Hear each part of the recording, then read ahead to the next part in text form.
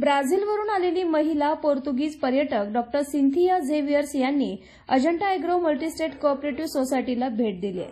दिनांक 30 डिसेंबर 2023 रोजी ब्राझीलवरून आलेल्या पोर्तुगीज पर्यटक डॉ. सिंथिया झेवियर्स यांनी जव्हार इथल्या आदिवासी संस्कृती पाहत असता विशेष करून Ajanta agro multi-state cooperative society limited संचलित कौशल्य विकास केंद्र आणि महिला सक्षमीकरण रोजगार इथं आवर्जून भेट दिली। भेटीदरम्यान महिलांसोबत चर्चा करून महिलांचं मनोबल वाढवलं, तसंच महिलांना पुढील वाटचालीसाठी मोलाचं मार्गदर्शन केलंय।